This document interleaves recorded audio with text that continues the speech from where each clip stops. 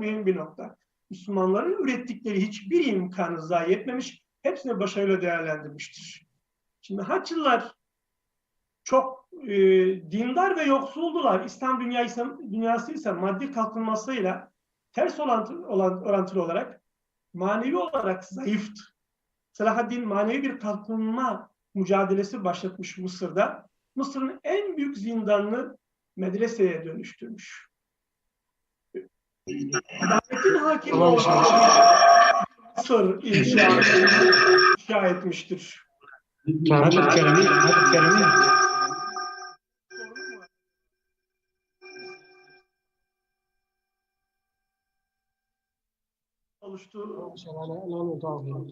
يبدو ان في واحد فاتح جهازين مع بعض.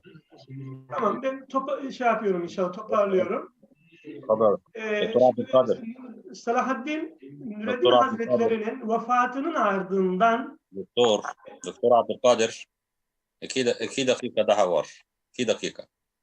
Çok kısa oldu ama olsun.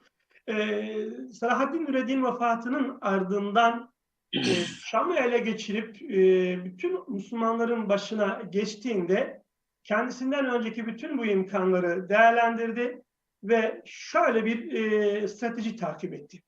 Bir, Haçlıların Kudüs'ü istila gücü kendilerinden menkul değildi. Müslümanların parçalı olmasından geliyordu. Selahaddin buna karşı Müslümanların birliğini sağlama, Hristiyanların ise Müslümanlara karşı kin üzerine bina edilmiş birliğini bozma yönünde hareket etmiştir. Müslümanların birliğini sağlama, buna karşılık Haçlıların, Hristiyanların birliğini bozma.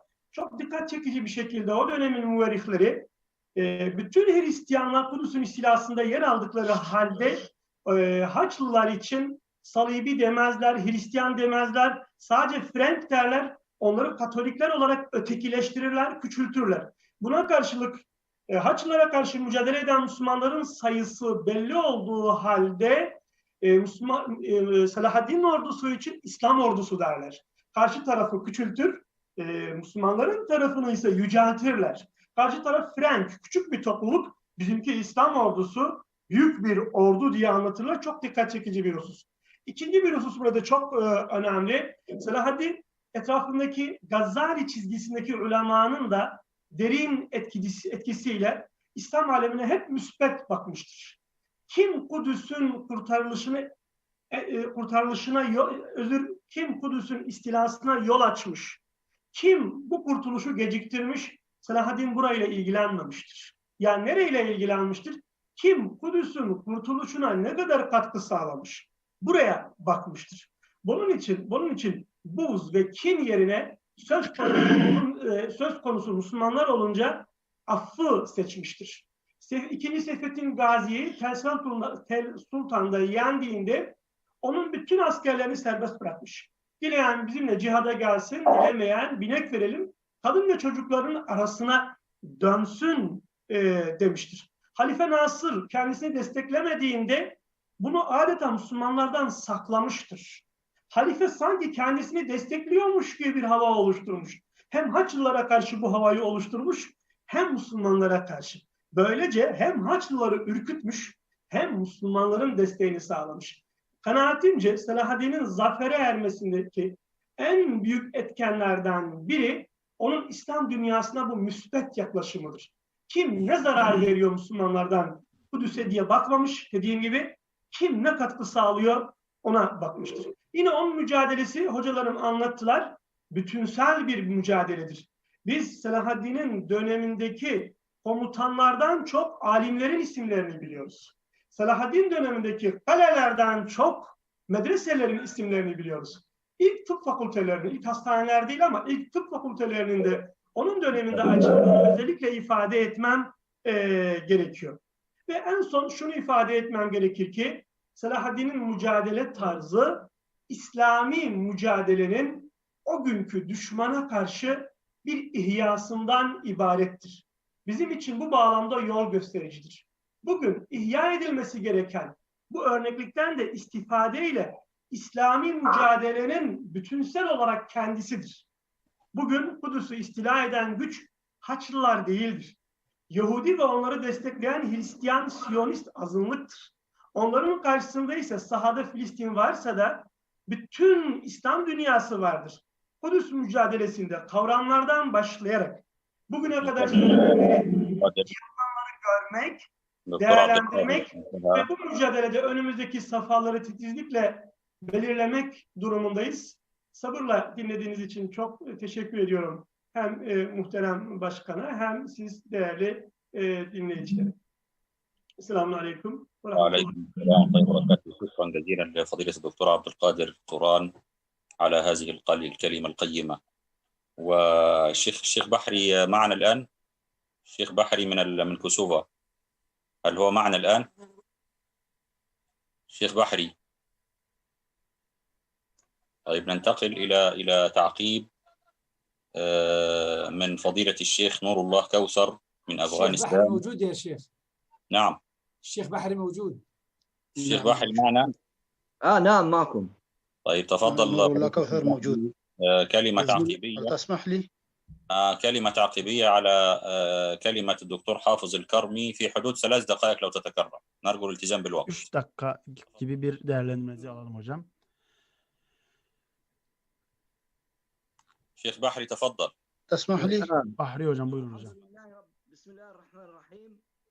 الحمد لله Bismillahirrahmanirrahim.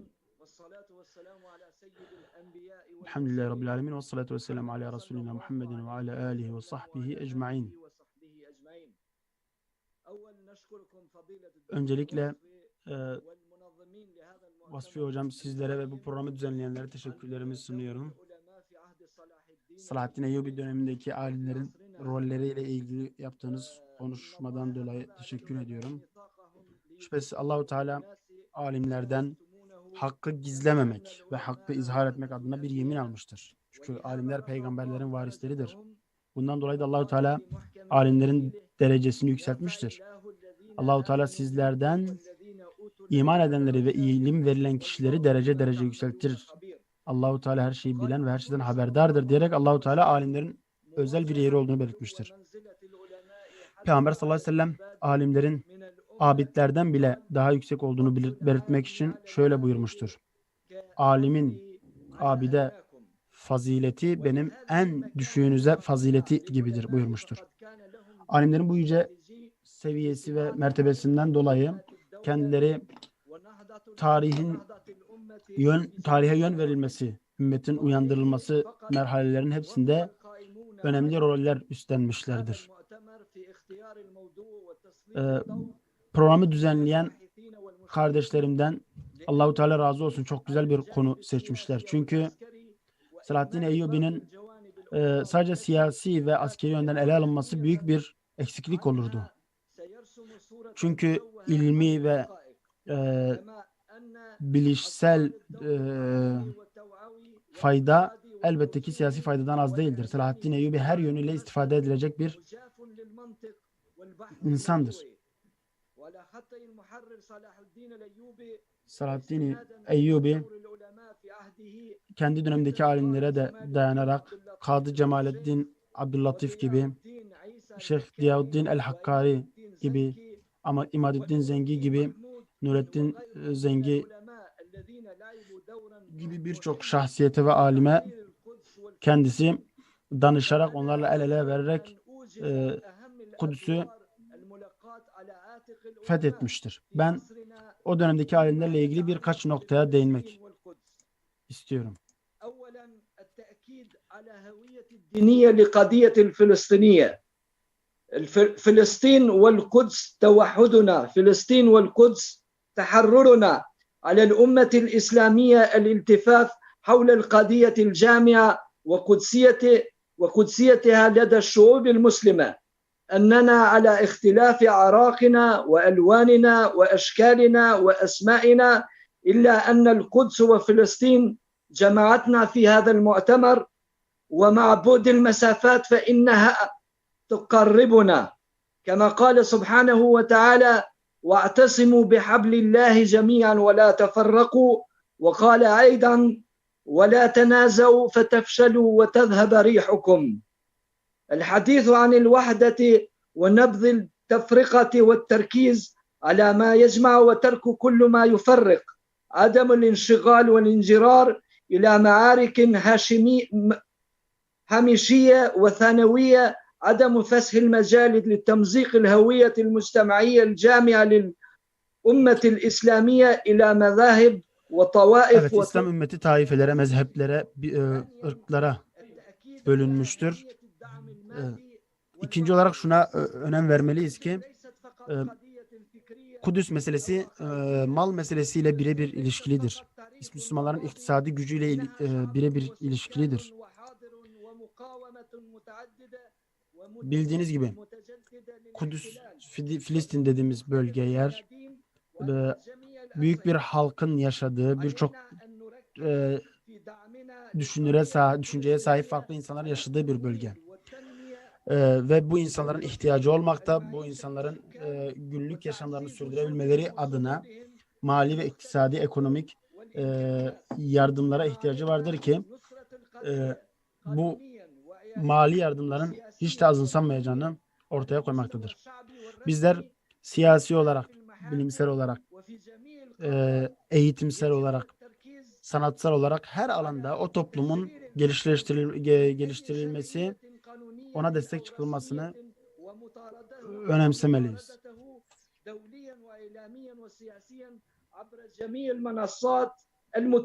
Her türlü platformda Kudüs meselesini önemini ortaya konmalıyız. Evet.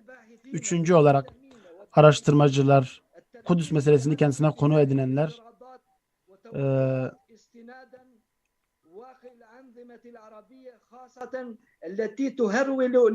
şunu görmeliler ki Araplar Filistin davasını temsil etmiyorlar kendi başlarına. Özellikle normalleşme girişiminde bulunan, Kudüs davasını satan, İsrail'e kölelik eden kişilerin bu davayı temsil etmediğinin farkında olmalıyız. Hocam, süremiz bitti sanırım hocam.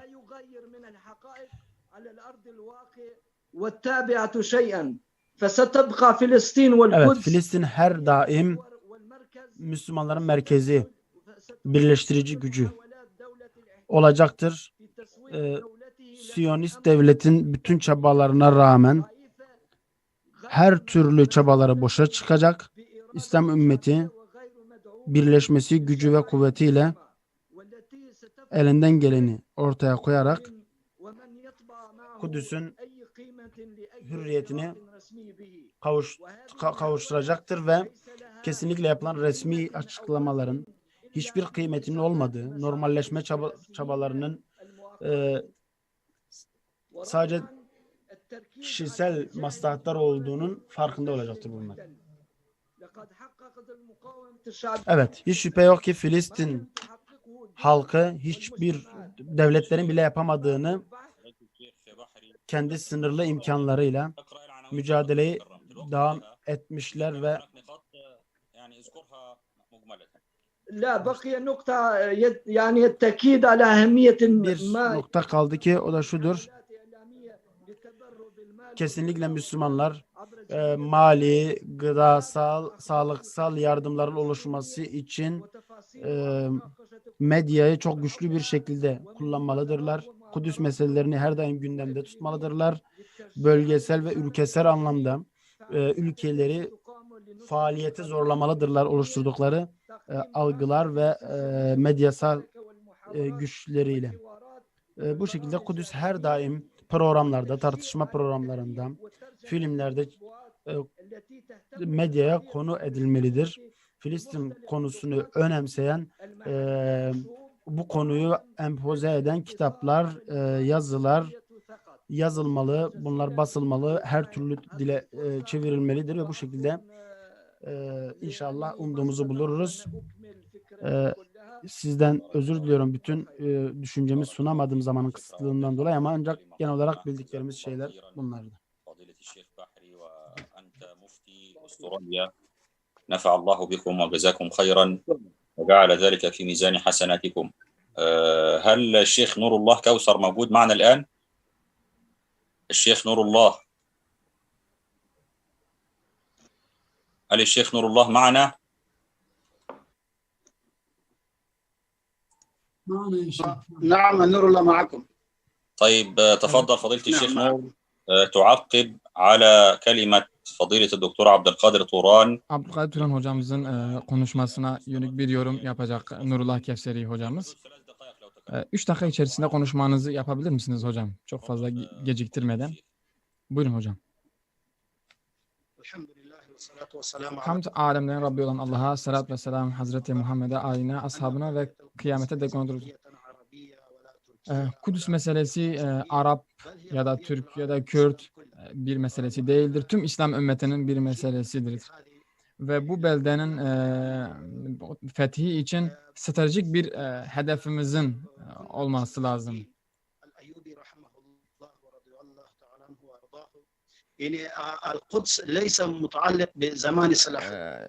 Kudüs bizim zamanımıza, Selahaddin'in zamanına bağlı bir şey değildir.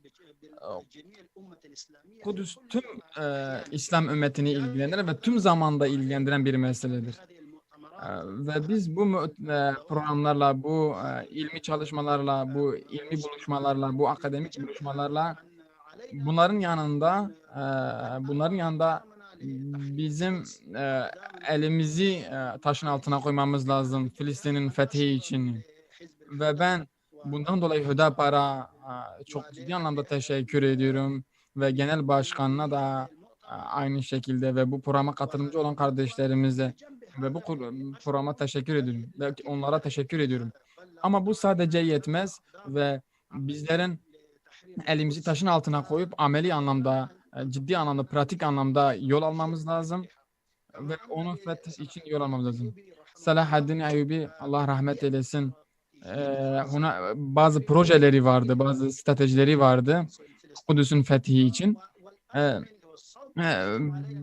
Biz de aynı şekilde bugün Kudüs'ün fethi adına bazı stratejik projelerimizin, programlarımızın olması lazım. Bundan ötürü ben bizim bugün elimizi kaldırmamız lazım Kudüs davası için. Özellikle de bugünlerde Filistin davası için çok ciddi anlamda bir şeyler yapmamız lazım. Biz alimler ve akademisyenler, okumuş kesim olarak ve bu Filistin davası adına bir davanın bir parçası olan kardeşlerimizin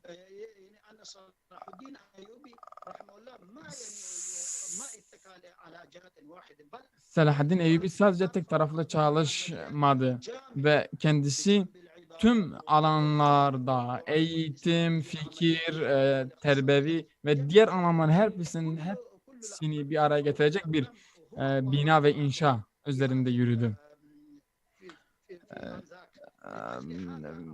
Bundan ötürü bizlerin de adım atmamız lazım. Selahaddin Eyyubi'nin çok atından daha ötürü ve hepinizi Allah'ın selamıyla selamlıyorum. Esselamu Aleyküm ve Rahmetullahi ve Berekatuhu. Hocam bu değerli yorumlarınızdan ötürü teşekkür ediyoruz. Ve bu konuşmayla Filistin, Kudüs bizlerin de bunu şerhe gerekiyordu bu konuşmalarımızın. Ve elhamdülillah akademik alanda çalışma yapan hocalar, arkadaşlarımız belki ciddi anlamda bir vakit veremedik ve hepinize teşekkür ediyoruz. Ve aynı şekilde bizi takip eden tüm kardeşlerimize teşekkür ediyoruz. Ve sizleri hepinizi gönlümden teşekkür ediyorum. تحية لكم جميعا والله قد استفدنا يعني من هذه المحاضرة من هذه الندوة كثيرا بارك الله فيكم وتقبل جهودكم كلكم والآن في الحقيقة تأخرنا كثيرا مباشرة فقط لقد يلقي كلمته للشكر فقط يعني دقيقة ننتقل إلى محامي أستاذ İshak Sağlam. Sadece teşekkür konuştum. Son bir teşekkürünü etmek için Sayın Genel Başkan'a hemen sözü vereceğiz. Başkanım buyurun.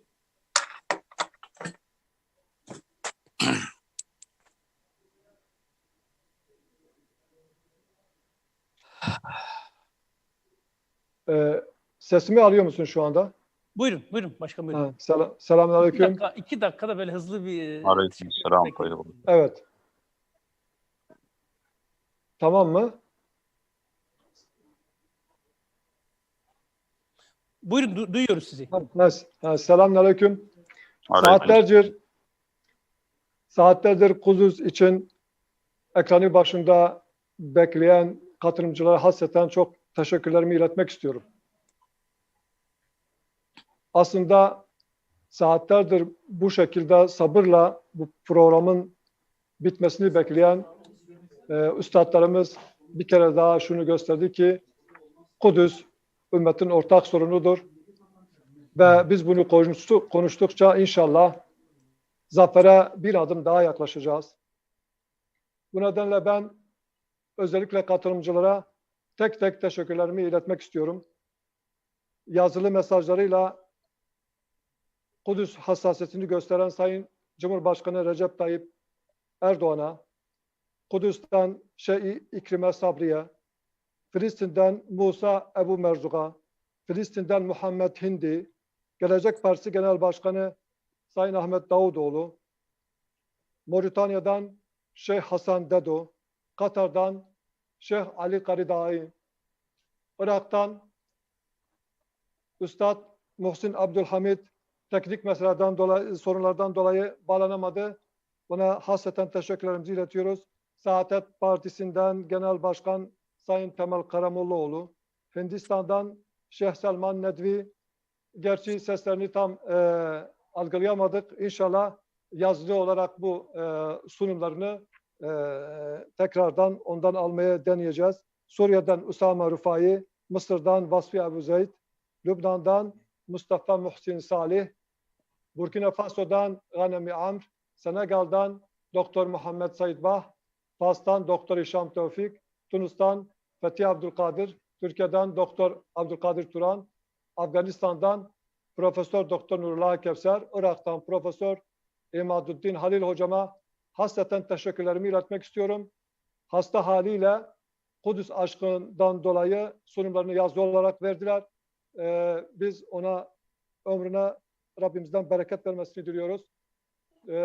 Filistin'den Nevaf Tekruri, Türkiye'den Aydın Dağlı, Mısır'dan Emel Harife, Amerika'dan Muhammed Ruhul Emin, İngiltere'den Doktor Hafız El-Kermi, Moskova'dan Sahri Bahri Secdu, Kosova'dan, Mısır'dan Doktor Eşref Davabe, Suriye'den Eymen Cemal. Hasreten teşekkürlerimi iletiyorum. Bu katılımlarınızı Kudüs'ün fethi için bir çalışma, bir katkı olarak kabul buyurmasını Rabbimden diliyorum. Esselamu Aleyküm ve Rahmetullahi ve Berekatuhu. Ve Aleykümselam ve Rahmetullahi ve Berekatuhu. Aleykümselam ve Rahmetullahi ve Berekatuhu. Evet, bu teşekkürle doğrusu... İnşallah ismini unuttum. Arkadaşlarımız yoktur. Hızlı hızlı okumaya çalıştım. Evet, evet.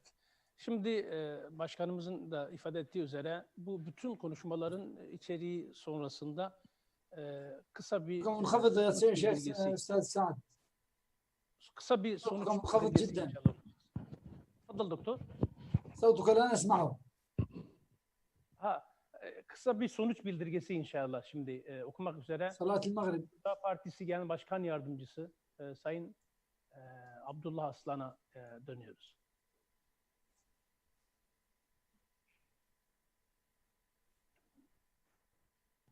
Tüm değerli katılımcı ve izleyicilerimizi Allah'ın selamıyla selamlıyorum. Esselamu aleyküm ve rahmetullah. Bismillahirrahmanirrahim. İkinci Uluslararası Salahaddin Eyyubi Sempozyumu sonuç bildirgesi. Yaşanan salgın sebebiyle bu yıl sanal ortamda gerçekleştirmek zorunda kaldığımız Salahaddin Eyyubi Sempozyumumuzda aşağıdaki hususlardan mutabık kalınmıştır. 1. Mescid-i Aksa, Müslümanların ilk kıblesi, yeryüzünde inşa edilen mescitlerin ikincisidir. Bu sebeple de Kudüs'ün özgürlüğü farklı platformlarla daima gündemde tutulmalıdır. bu konudaki gaflet veya ihmalin Kudüs'ün tamamıyla elden çıkmasına yol açabileceği göz önünde bulundurularak bu tür çalışmalar devam etmelidir. 2. Kudüs'ün özgürlüğü ümmetin özgürlüğüdür. Kudüs'ün esaret altında olduğu bir dönemde ümmetin özgürlüğünden bahsedilemez. Kudüs'ün esaretinin devam etmesi işgalcilerin güçlü olmasından değil, dağınıklığı nedeniyle ümmetin güçsüz düşmüş olmasındandır. Kudüs'ün hürriyetine kavuşması için ümmet birlik olmalıdır. 3. Kudüs sadece Filistinlilerin ya da sadece Arapların davası değildir. Kudüs davası 1 milyar 800 milyon Müslümanın müşterek davasıdır. Selahaddin'in örnekliğinde olduğu gibi Mescid-i Aksa hürriyetine kavuşuncaya kadar gündemimizden düşmemelidir. 4. Kudüs geçmişte de esir düşmüş ve Büyük Komutan Selahaddin Eyyubi tarafından özgürlüğüne kavuşturulmuştur. Bu tecrübenin tüm yönleriyle değerlendirilebilmesi adına enstitüler kurulmalıdır. 5. İmadeddin Zengi ile başlayıp Nureddin Zengi ile devam eden ve Selahaddin Eyyubi ile zirveyi bulan ilmi, fikri ve eğitsel tecrübe istifade açısından o dönemin askeri tecrübesinden daha az önemli değildir. 6. Her Müslüman Kudüs'le ilgili sorumluluğunun farkında olmalı ve sorumluluğunun ifası yolunda gayret göstermelidir. Alimler Kudüs konusunda hem bireysel sorumluluklarını yerine getirmeli hem de ümmeti Kudüs davası hususunda bilinçlendirmeli, uyarmalı ve onları harekete geçirmeye çalışmalıdırlar. 7. Can ile cihat, mal ile cihat birbirini tamamlayan iki unsurdur. Kudüs'ün esaretten kurtulması için bütün Müslümanlar maddi imkan ve olanaklarını seferber etmelidirler. 8. ABD, İslam ülkelerine normalleşme adı altında işgalci Siyonist rejimin tanınmasını ve işgalin kabulünü dayatmaktadır. İşgalci Siyonistlerle atılacak her normalleşme adımı Hazreti Resulullah sallallahu aleyhi ve sellemin hatırasına ve Selahaddin'in mirasına ihanettir. İşgale destek çıkmak, İslam ümmetini arkadan hançerlemektir. Hiçbir Müslüman şahıs ve kurum bu ihaneti asla kabul etmeyecektir. Kamuoyuna saygıyla duyurulur. Alemlerin Rabbi olan Allah'a hamdolsun. Esselamu aleyküm ve rahmetullahi ve berekatuhu.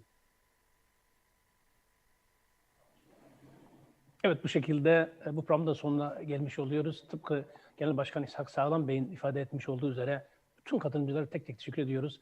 Bazı katılımcılarımız maalesef teknik sebeplerle katılamadılar bizden veya karşı taraftan kaynaklı herhangi bir şekilde. Yalnız inşallah başkan dediği gibi her şekilde onlardan da inşallah istifade etmeye çalışacağız. Bu vesileyle sonuna gelmiş olduğumuz bu sempozyumun Kudüs'ün fethine, tekrar fethine, Selahaddin neslinin yetişmesine vesile olmasını Cenab-ı Erhamur Rahim'inden niyaz ederek hepinize Allah'a emanet ediyorum. Selamun Aleyküm Rahmetullahi ve Berekatuhu.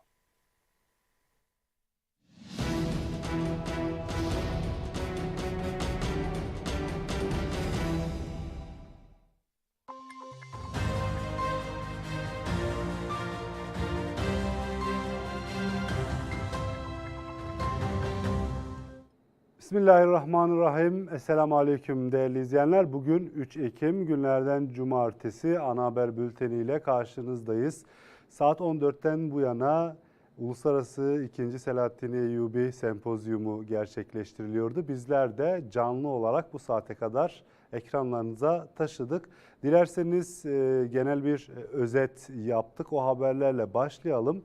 Değerli izleyenler, salgın nedeniyle bu yıl İkinci Selahaddin Eyyubi Sempozyumu video konferansla gerçekleştirildi. Türkiye'den ve İslam coğrafyasından, İslam coğrafyanın farklı beldelerinden çok sayıda